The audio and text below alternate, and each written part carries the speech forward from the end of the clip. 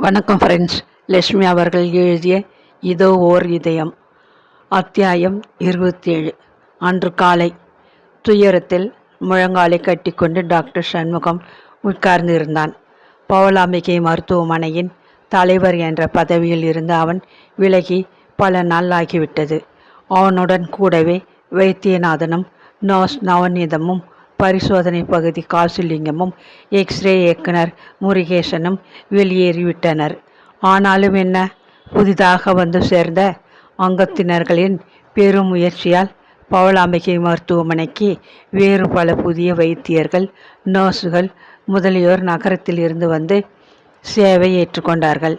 மருத்துவமனை குழுவினர் கொடுத்திருந்த வீட்டை காலி செய்துவிட்டு அவன் கிராமத்தின் ஒதுக்குப்புறத்தில் ஒரு பழைய வீட்டிற்குள் குடியேறி இருந்தான்.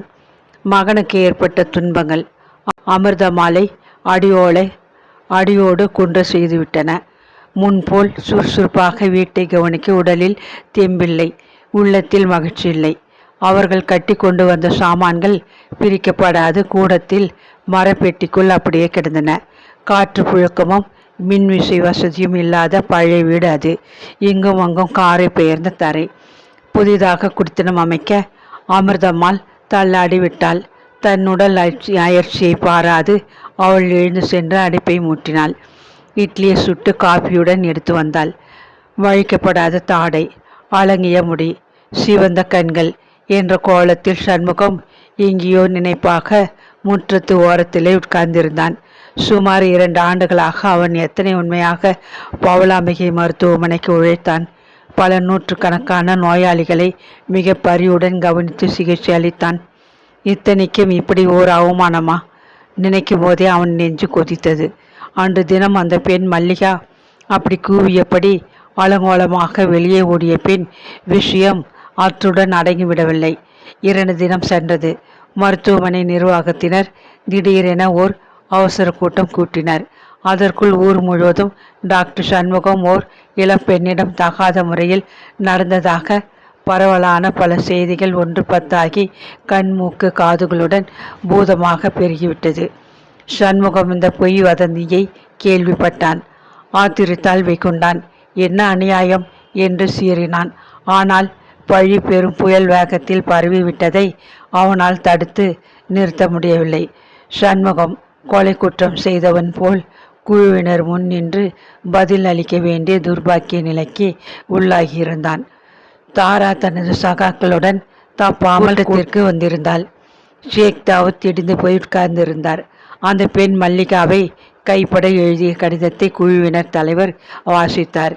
வயிற்று வலிக்காக சிகிச்சைக்கு வந்த ஓர் இளம் பெண்ணிடம் சண்முகம் தவறாக நடக்க முயன்றான் என்பது தான் அவன் மீது கொண்டு வரப்பட்ட குற்றச்சாட்டு.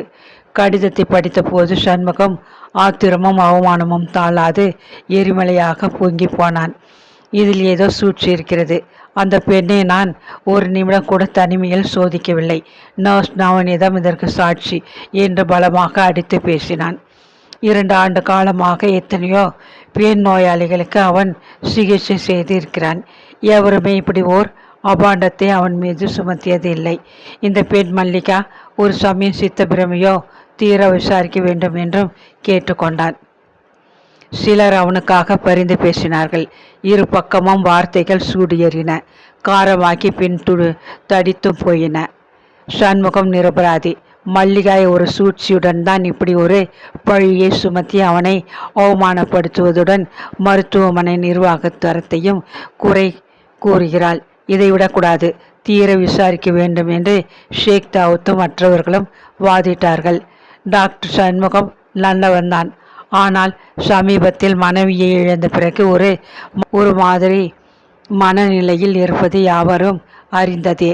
இளம்பெண் ஒருத்தியை தனியே சில நிமிடம் சந்திக்க நேர்ந்ததும் மனம் கலங்கி தவறு செய்து இருக்கலாமோ? ஏன் இருக்காது?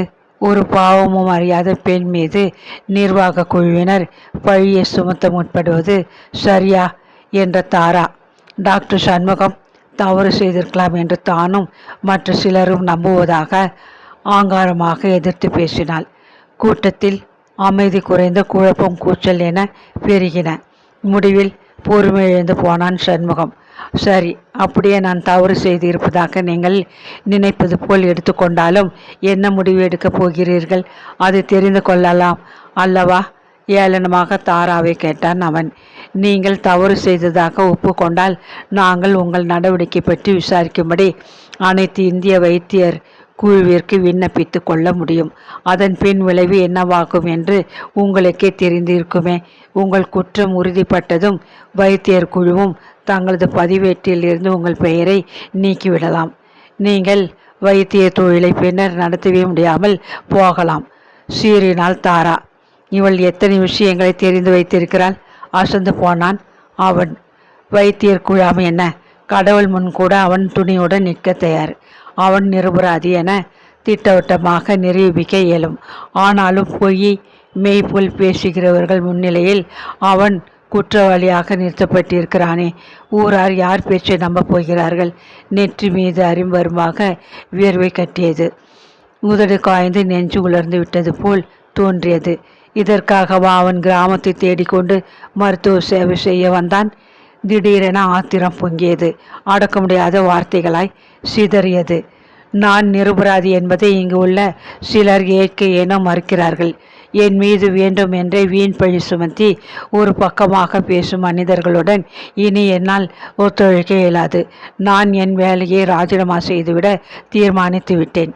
தயவு செய்து இன்றிலிருந்து ஒரு மாதம் முன் அறிக்கையாக ஏற்றுக்கொள்ளவும். முகத்தை துடைத்து கொண்டு உட்கார்ந்து விட்டான் சண்முகம். ஷேக் தாவூத் எழுந்து ஏதோ மறுப்பு சொல்ல முயன்றார். தாராவின் பக்கமாக பேசுகிறவர்கள் அவரை அடக்கி உட்கார வைத்து விட்டனர். முடிவில் நிர்வாக குழு அவனது ராஜினாமை ஏற்பது என்று முடிவு செய்தது. கூட்டம் கலைந்தது. டாக்டர் வைத்தியநாதன், நர்ஸ் நவநீதம் என மற்றவர்களும் அங்கிருந்து விலகிவிட்டனர். ஷேக் தாவூதிற்கு இதுதான் முதல் தோல்வி. சண்முகம் எடுத்த முடிவும் அதே நிர்வாகம் சட்டென ஒப்புக்கொண்டதும் அவருக்கு பெருத்த அதிர்ச்சியாக இருந்தன. சண்முகத்திடம் விடை பெற்று கொண்டு மனம் கலங்கியவராக வெளியே சென்று விட்டார். சில நாளைக்கு பின்னர் அவனுக்கு இன்னொரு வித அவமானம் காத்து கொண்டு இருந்தது. வழக்கம்போல் சதானந்தத்தை கவனிக்க அவன் மருந்து பெட்டியுடன் வீட்டிற்குள் நுழைய முன் தாரா முன் அறைக்குள் வந்து விட்டாள். உங்கள் ராஜினாமா நேற்று மாலை அங்கீகரிக்கப்பட்டு விட்டது. பவளாம்பிகை மருத்துவமனை குழுவினருக்கு அந்த மருத்துவமனை வைத்தியர்தான் சிகிச்சை செய்ய வேண்டும் என்பது ஒப்பந்தம் இல்லையா? அவள் கேட்டாள்.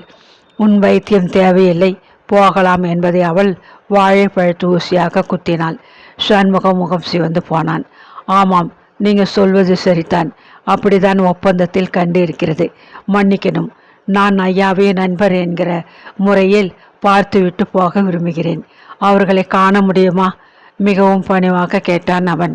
மிடுக்காக அவள் நிமிர்ந்து பார்த்தாள். இகழ்ச்சியாக முறவளித்தாள். அவர் தூங்குகிறார். எப்பொழுதும் யாரும் பார்க்க முடியாது. மன்னிக்கணும். வீர் என்று உள்ளே சென்று விட்டாள். முகத்தில் அறை விழுந்ததை போன்ற வேதனை. வெட்கத்தில் உடலும் உள்ளமும் குன்றி அவன் மெல்ல நடந்து தன் ஸ்கூட்டரில் ஏறி கொண்டான். வெகு நேரம் அவன் உடல் இதை தாங்க முடியாது நடுங்கிக் கொண்டு இருந்தது. அருகில் தரை மீது இலையை பரப்பி இட்லியை வைத்து சட்னியை ஊற்றினாள் தாயார். காப்பி டம்ளரை பக்கத்தில் வைத்துவிட்டு எதிரில் உட்கார்ந்தாள். பல் துளைக்கு முகம் கழுவிக்கொண்டு சண்முகம் சாப்பிட உட்கார்ந்தான். அவனுக்கு பசியே இருக்கவில்லை. தன் பொருட்டு தாய்ப்படும் வேதனையை காண பொறுக்காத அவளுக்காக இட்லியை வேண்டாவிற்பாக பிட்டு வாயில் போட்டு கொண்டான். திடீரென்று அமிர்தத்துக்கு துக்கம் பொத்து கொண்டு வந்தது. பரிசுகளும் பதக்கங்களும் வாங்கி படித்தவன் அவள் மகன். திறமையும் அறிவும் உழைப்பும் நிறைந்தவன். அவனது வாழ்வு இந்த பட்டிக்காட்டில் பாழாகிவிட்டதே. அவன் தாயுள்ளம் பதைத்தது. போதாக்குறையாக அவமானப்படுத்தி விட்டார்களே என்ற ஆத்திரம் இரு. சண்முகம், என் பேச்சை கேட்பியா நீ? வீட்டு செலவுக்குன்னு கொடுத்த பணத்திலே கொஞ்சம் சேர்த்து வச்சிருக்கேன். என் கழுத்து சங்கிலியை விற்றா கொஞ்சம் தேரும். இதை எடுத்துட்டு நாம் பட்டணத்திற்கே திரும்ப போய் விடுவோம். ஓரிடத்தை அங்கே நீ வாடகைக்கு எடுத்துட்டு உன் தொழிலை ஆரம்பி. நன்றி கெட்டவங்க நிறைந்த இந்த ஊர் போதுமப்பா நமக்கு. அவள் கண்களில் நீர் தழும்பியது. நாம் ஏமா இங்கிருந்து ஓடணும்? அப்படி செய்தால் குற்றங்களை ஒப்பு கொண்டதாகிவிடுமே. பட்டினி கிடந்தாலும் சரி, இங்கேயே செத்து போகுதுன்னு முடிவு செய்துட்டேன். தயவு செய்து என்னை குழப்பாதீங்க. வெறுப்பாக மகன் பேசினான். காஃபியை ஒரே வாயாக விழுங்கிவிட்டு எழுந்தான். அது சமயம் வெளியே காலடி ஓசை கேட்டது. இருவரும் திரும்பி பார்த்தனர். வணக்கம் டாக்டர். மகிழ்ச்சியோடு கூவியபடி உள்ளே நுழைந்தார் ஷேக் தாவூத். அவருக்கு பின்னால் காவேரி அம்மாள், அவளை தொடர்ந்து ஒரு வாலிபன். சண்முகம் கையை கழுவி கொண்டு வந்து பரபரப்புடன் நாட்காலிக்கு இழுத்து போட்டு அவர்களை உட்கார சொல்லி உபசரித்தான். ஷேக் தாவூத் ஒரு இருக்கையில் அமர்ந்தார். மற்ற இருவரும் தரை மீது ஒதுக்குப்புறமாக உட்கார்ந்தனர். எதற்காக இந்த பீடிகை? அமிர்தம்மாள் வியப்புடன் தூண் மறைவில் நின்றாள்.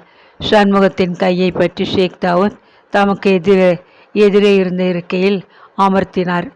உங்களுக்கு ஒரு மகிழ்ச்சியான செய்தி சொல்லத்தான் இங்கே வந்திருக்கிறோம். நான் பவளாம்பிகை மருத்துவமனை நிர்வாகத்திலிருந்து விலகி கொண்டு விட்டேன். இப்போ நானும் இவர்களைப் போல் ஒரு சாதாரண மனிதன், சிரித்தார் அவர். அப்படியா? மருத்துவமனைக்கு எவ்வளோ பெரிய தொகை கொடுத்துருக்கிறீங்க? நீங்கள் ஏன் விலகணும்? சண்முகம் வியப்போடு கேட்டான். பணக்காரங்க கூட பணி செஞ்சு அழுத்து விட்டது. இப்போ கிராமத்து சாதாரண மக்களோடு சேர்ந்து சேவை செய்யலாம்னு ஆவல். இந்த தம்பி எனக்கு ரொம்ப உற்சாகம் ஊட்டியதால் துணிஞ்சு வந்திருக்கேன். நீங்கள் மறுக்காமல் ஒப்புக்கொள்ளணும். சண்முகத்திற்கு ஏதும் விலகவில்லை. அந்த வாலிபனை எங்கோ பார்த்த நினைவு. தம்பி யாரு? தயங்கினான். டாக்டருக்கு என்னை மறந்துட்டது. ஆனால் நான் மறக்கலை. எனக்கு கையும் காலும் உயிரும் கொடுத்த தெய்வமாச்சே நீங்கள். லாரி விபத்திலே காயமடைந்து கிடந்த முருகன் நினைச்சு பாருங்கோ. சண்முகம் மகிழ்ச்சியுடன் அவனை ஏற இறங்க பார்த்தான். ரொம்ப மாறிட்டு இருக்கிறியே, வியந்தான். பக்கத்து டவுனில் கயிறு சுத்திர தொழிற்சாலையிலே மேற்பார்வையாளர் வேலையில் இருக்கேன். தொழிற்சங்க தலைவர் என்கிற பதவி வேறு. கையும் காலும் கொடுத்து உதவினீங்க. இப்போ நான் என் கூட்டணிகளுடன் கை கொடுக்க இங்கு வந்து இருக்கிறேன். ஏற்றுக்கணும். ஆமாம் டாக்டர், நாங்கள் சில பேர் ஷேக் தாவூத் ஐயாவை தலைவராக கொண்டு இதை பற்றி தீவிரமாக பேசி முடிவு செய்திருக்கிறோம். காவேரி இடைமறித்து பேசினாள். சண்முகம் வியப்பினால் விழித்து கொண்டு இருந்தான். எனக்கு சொந்தமாக இருக்கிற பூந்தோட்ட நிலத்தை பொதுப்பணிக்கு கொடுக்க முன் வந்திருக்கிறேன். ஊரார் சிலர் கூடி ஒரு கூட்டு முயற்சியாக கல் சுவர் எழுப்பி ஓட்டுக்கூரை போட்டு ஒரு சின்ன கட்டடம் கட்ட போகிறாங்க. அதில் நீங்கள் உங்கள் தொழிலை தொடங்கி மக்களுக்கு பணி செய்ய வேணும். ஷேக் தாவூத் விவரித்தார். பவளாம்பிகை மருத்துவமனைக்கு எதிராக இன்னொரு ஆஸ்பத்திரியா? நம்ப முடியாது கேட்டான் சண்முகம்.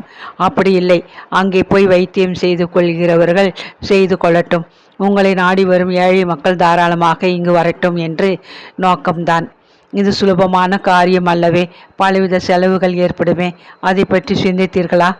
இடம் ஐயா கொடுத்து விடுகிறார். மக்கள் கூட்டு முயற்சியில் கட்டடத்தை எழுப்பிவிடுவார்கள். நான் என் சங்கீத கச்சேரிகளை மறுபடியும் நடத்தி கொஞ்சம் பொருள் திரட்டி தருகிறேன். மக்கள் நன்கொடை வழங்குவார்கள். எல்லாவற்றிற்கும் மேலாக நீங்கள் உங்களது உண்மையான உழைப்பை தரப்போகிறீர்கள். முதலில் மலைப்பாக இருக்கும். நாம் எல்லோரும் ஒரே குடும்பமாக ஒத்துழைத்தால் இது ஒரு சாதாரண சங்கதியாகிவிடும். என்ன சொல்றீங்க? காவேரி ஆவலுடன் கேட்டாள். டாக்டர், நீங்கள் மறுத்தாலும் உங்களை விட மாட்டோம். உங்களை போன்ற ஒரு சிறந்த வைத்தியர் இந்த ஏழை மக்களுக்கு தேவை. அன்போடு முருகன் அவனுடைய கரங்களை பற்றி கொண்டான். நீங்கள் நிரபராதி என்று நம்புகின்ற மக்கள் உங்கள் பக்கம் ஏராளம் இருக்கிறாங்க. என்ன யோசிக்கிறீங்க? ஷேக் தாவூத் அன்புடன் அதட்டி கேட்டார். சண்முகம் மனம் கரைந்து போனான். மகிழ்ச்சியுடன் ஷேக் தாவூத்தின் கரங்களை பற்றி கொண்டான்.